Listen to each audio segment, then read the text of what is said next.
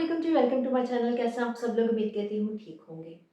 आज हमें जिस टॉपिक के ऊपर बात करनी है वो बहुत ही ज़्यादा इम्पॉर्टेंट है। वैसे तो मैं अपनी हर वीडियो वो सिलेक्ट करती हूँ जो कि आपके बहुत ज़्यादा जो क्वेश्चन होते हैं और बहुत ज़्यादा जिसके बारे में पूछा जा रहा होता है, या फिर जो बीमारी, जो डिसीज़, जो प्रॉब्लम बहुत ज़्यादा एग्जिस्ट कर रही होती है। मेरी कोशिश होती है आपको उससे रेलिवेंट कुछ बातें बताई जाएँ, कुछ प्रिकॉशंस बताई जाएँ।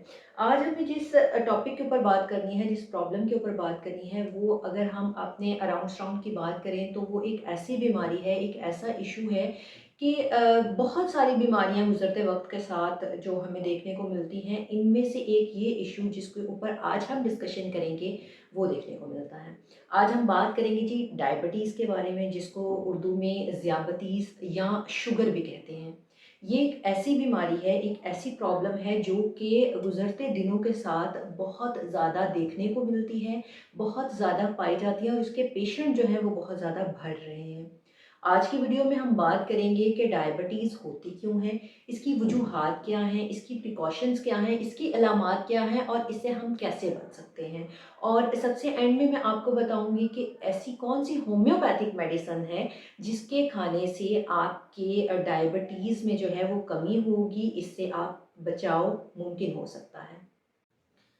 डायबिटीज़, ज़ियाबतीस या फिर शुगर, जो कि एक ही बीमारी के 3 डिफरेंट नाम हैं, ये एक ऐसा इश्यू है जो कि कॉमनली बहुत ज़्यादा देखने को मिलता है। ये एक ऐसी बीमारी है जो अपने साथ बहुत सारी बीमारियों को लेकर आती है।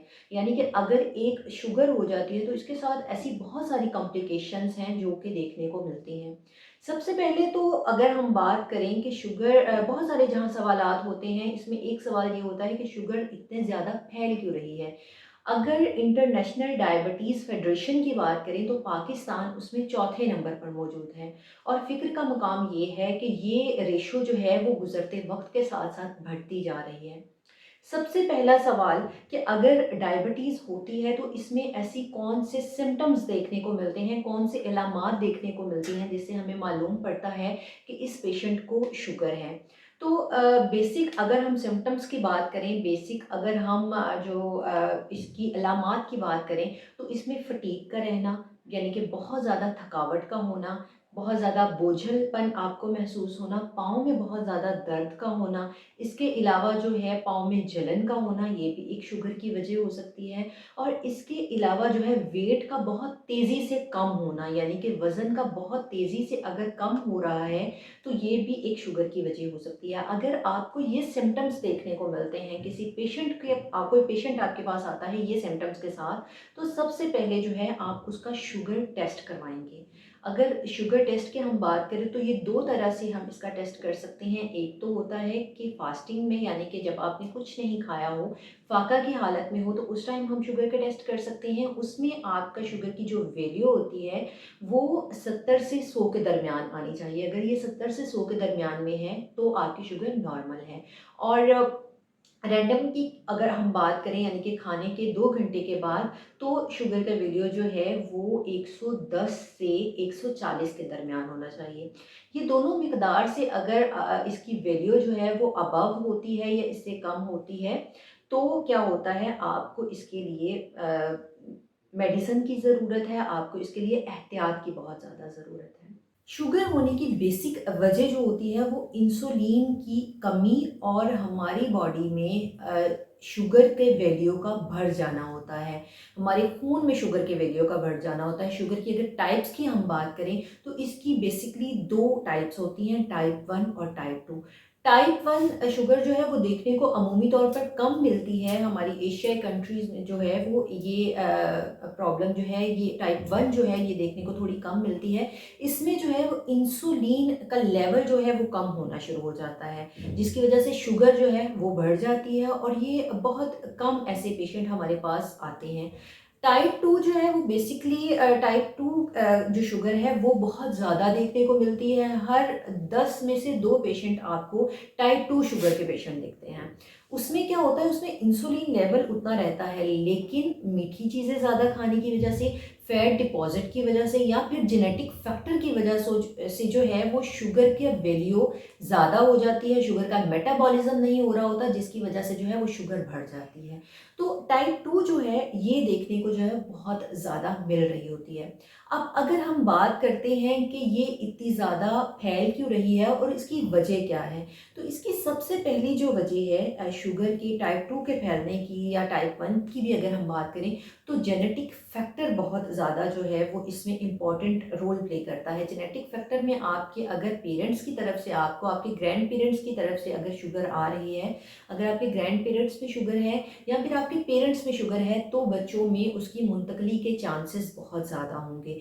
इसमें अगर आपके मदर को शुगर है तो उस बेटों में शुगर के ज़्यादा चांसेस होंगे, और अगर फादर में जो शुगर का पेशेंट हैं, तो उसमें बेटियों में चांसेस ज़्यादा होंगे, और अगर दोनों को शुगर का प्रॉब्लम है तो फिर बेटा और बेटी दोनों प्रॉन हो सकते हैं। सो ज़्यादा फ़िक्र का मकाम है।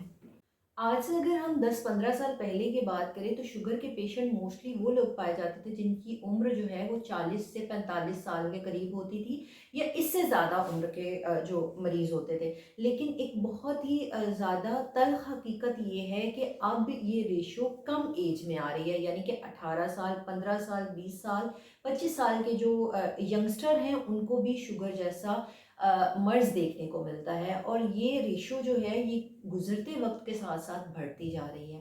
एक यहाँ पे ये प्रॉब्लम है कि पहले जो था वो शुगर अगर इसको मापने का जो पैमाना होता था वो होता था जी फ़ाक़े की हालत में अगर आपको शुगर वैल्यू जो है वो ज़्यादा हुई है या फिर खाने के बाद शुगर की वैल्यू ज़्यादा हुई है, तो आप शुगर के पेशेंट पाए जाते हो। लेकिन अब इसके साथ-साथ अगर आप फैटी बहुत ज़्यादा हो, फैट डिपॉज़िट बहुत ज़्यादा है, तो भी आपको शुगर हो सकती है। तो भी आपको इसमें एहतियात की ज़रूरत होती है। इसमें अगर हम प्रिकॉशंस की बात करें, मतलब ये तो मैंने आपको बताया कि कौन-कौन सी वजूहात हो सकती हैं जिसकी वज़ह से शुगर हो सकती है। इसके साथ एक बहुत बड़ी वजह है मीठे का बहुत ज़्यादा खाना, ऑयली चीज़ों का बहुत ज़्यादा होना, बेकरी आइटम का बहुत ज़्यादा यूज़ करना, जंक फूड का बहुत ज़्यादा इस्तेमाल करना, या फिर अपनी डेली रूटीन में एक्सरसाइज का ना करना भी शुगर की एक वजह हो सकता है। अगर हम इसकी प्रिकॉशंस की बात करें, तो प्रिकॉशंस में सबसे पहले जो है वो मीठे से परहेज़। अगर हम अपनी डेली की रूटीन में मीठे की बहुत ज़्यादा हमें क्रेविंग बहुत ज़्यादा रहती है, हम मीठा बहुत ज़्यादा इस्तेमाल करते हैं, तो शुगर जैसी मूज़ी मर्ज़ का हमें सामना करने को मिल सकता है। इसके अलावा अगर हम जंक फूड का इस्तेमाल बहुत ज़्यादा करते हैं, हम फैटी फूड का इस्तेमाल बहुत ज़्यादा करते हैं, बेकरी आइटम का बहुत ज़्यादा इस्तेमाल करते हैं, ऑयली चीज़ों का इस्तेमाल बहुत ज़्यादा करते हैं, या फिर हमारी डेली रूटीन जो है इसमें एक्सरसाइज जो है वो मौजूद नहीं है, वॉक मौजूद नहीं है, हमारी रूटीन ऐसी है कि हम खाकर जो है वो एक जगह पर बैठ जाते हैं, हमारा ऑफिस वर्क ज़्यादा है, बैठने का काम ज़्यादा है, तो भी शुगर जैसी बीमारी का सामना करने को मिल सकता है। इसके साथ-साथ अगर जेनेटिकली आप जो है वो प्रॉन है शुगर के, यानी कि आपके ग्रैंड पेरेंट्स या आपके पेरेंट्स की तरफ से शुगर का इश्यू है, तो आपको ये बीमारी बहुत जल्द इफ़ेक्ट कर सकती है, इसके साथ अगर आपकी रूटीन ये है। अच्छा, ये अगर हम इसमें प्रिवेंशन की बात करें कि हम खुद को प्रिवेंट कैसे कर सकते हैं, तो इसमें सबसे पहला जो फैक्ट आता है वो ये है कि अगर हम अपनी डेली लाइफ रूटीन में वॉक को एक हिस्सा बना लें, हम अपने डेली रूटीन में 20 टू 25 मिनट की वॉक जो है वो शामिल कर लें, तो हम शुगर जैसी प्रॉब्लम से, शुगर जैसी मर्ज़ से जो है वो खुद को बचा सकते हैं। इसमें सुबह के टाइम अपनी रूटीन में एक सुबह के टाइम अगर आप वॉक करना चाहें, नहीं तो शाम के टाइम किसी टाइम भी आप एक रूटीन का हिस्सा बना लें कि आपने जो है वो जी 20 टू 25 मिनट जो है इसकी वॉक करनी है। इसके साथ-साथ अगर आप एक्सरसाइज करें तो ये और ज़्यादा बेस्ट है, क्योंकि फैट जो है, अगर मोटापा है, ओबेसिटी है, तो ये बहुत सारी बीमारियों को साथ लेकर आता है, और बहुत सारी बीमारियों में जो शुगर है ये सर-ए-फ़हरिस्त आती है। अगर शुगर होती है और शुगर जो है वो कंट्रोल में नहीं रहती, ये नॉर्मल नहीं रहती, इससे आप खुद को सेफ नहीं करते, या आप इससे खुद को प्रिवेंट नहीं करते, या आप इसके जो बचाव की तदाबीर हैं इसके ऊपर अमल पैरा नहीं होते, तो ये बहुत ज़्यादा डेंजरस हो सकती है, ये आपको डेंजर जोन में ले के जा सकती है। यानी कि अगर शुगर कंट्रोल में नहीं रहती, बहुत ज़्यादा एकदम से शुगर का हाई हो जाना आपकी किडनी पर इफ़ेक्ट करता है, आपकी किडनी को जो है वो डैमेज कर देता है। इसके साथ-साथ जो है वज़न का बहुत ज़्यादा कम हो जाना, बीपी का बहुत ज़्यादा लो हो जाना, तो अगर ये एक सीवियर कंडीशन में पहुँच जाती है तो इसमें डेथ भी कॉज़ हो सकती है। एक इंसानी फ़ितरत है, ह्यूमन नेचर है कि जिस चीज़ से उसको मना किया जाए, जो चीज़ उसके लिए थोड़ी-सी जो है वो तकलीफ़देह हो, तो वो उसकी तरफ ज़्यादा जाता है। इसी तरह शुगर के पेशेंट को जो है मीठे की क्रेविंग बहुत ज़्यादा होती है। तो इसलिए आप उस टाइम पे ये चीज़ ज़रूर सोचें कि आप ये जो क्रेविंग आपको हो रही है, ये आपके लिए किस कदर जो है वो नुकसानदेह हो सकती है। इसलिए इन तमाम एहतियाती तदाबीर पर अमल पैरा होना, और अगर आपके सामने या आपके पास कोई ऐसा पेशेंट आता है जिसमें ये सारे सिम्पटम्स पाए जाते हैं, तो आप उसका शुगर टेस्ट लाज़मी तौर पर करवाएँ। अब यहाँ अगर हम मेडिसिन की बात करें कि ऐसी कौन-सी होम्योपैथिक मेडिसिन है जो शुगर से आपको बचा सकती है, आपकी शुगर को नॉर्मल रख सकती है। सबसे पहले मैं आपको जो चीज़ बताऊँ कि शुगर एक ऐसी बीमारी है जो कि वक़्त के साथ-साथ चलती है, और इसको सिर्फ़ आप कंट्रोल कर सकते हैं, इसको बॉडी से बिल्कुल ख़त्म नहीं कर सकते। लेकिन होम्योपैथिक में बहुत सारी ऐसी मेडिसिन्स हैं, जैसे मैं आपको पहले भी बताती हूँ कि सिम्पटम्स के ऊपर अमल पैरा होती है होम्योपैथिक मेडिसिन। तो बहुत सी ऐसी मेडिसिन हैं जो अकॉर्डिंग टू सिम्पटम्स शुगर के लिए दी जाती हैं।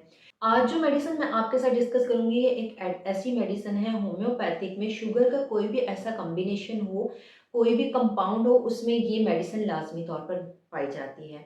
तो वो मेडिसिन है जी साइज़िजियम। साइज़िजियम जो है वो आपने क्यू की पोटेंसी में इस्तेमाल करनी है। इसको आपने सुबह-शाम 5-5 ड्रॉप्स जो है वो 2 घूंट पानी में इस्तेमाल करना है। नीम गर्म पानी हो, नॉर्मल टेम्परेचर का पानी हो, इसमें आपने 5 ड्रॉप्स जो है वो साइज़िजियम के लेने हैं, और इसको सुबह-शाम इस्तेमाल करें। इसका आप कंटिन्यूअसली यूज़ से जो है वो आपकी शुगर जो है वो कंट्रोल हो जाएगी, और आपको अगर कोई प्रॉब्लम आ रही है शुगर की वजह से, कोई सिम्पटम्स देखने को मिल रहे हैं जो कि हाई पोटेंसी के सिम्पटम्स हैं, तो उससे भी जो है वो ये कंट्रोल करेगी, उसको भी कंट्रोल करेगी, और आपकी सेहत को जो है वो आहिस्ता-आहिस्ता बतदरीज पहले के ठीक करना शुरू कर देगी। उम्मीद करती हूँ कि आज की मेडिसिन जो मैंने आपसे डिस्कस की है, आज की जो डिसीज़ आपके साथ मैंने डिस्कस की है, शुगर से रेलेवेंट बहुत सारे जो आपके सवालात थे वो आज की वीडियो में आपके सॉल्व आउट हो गए होंगे। इसके अलावा भी अगर कोई ऐसा सवाल हो जो आप मुझसे करना चाहते हों, तो आप कमेंट सेक्शन में पूछ सकते हैं। वीडियो पसंद आई तो लाइक कीजिएगा, चैनल को सब्सक्राइब कीजिएगा, बेल आइकन के बटन को दबा दीजिएगा, ताकि आने वाली नई वीडियो आप तक ज़रूर पहुँचे। इंशाल्लाह आपसे नेक्स्ट वीडियो में मुलाकात होगी, तब तक के लिए अल्लाह हाफ़िज़।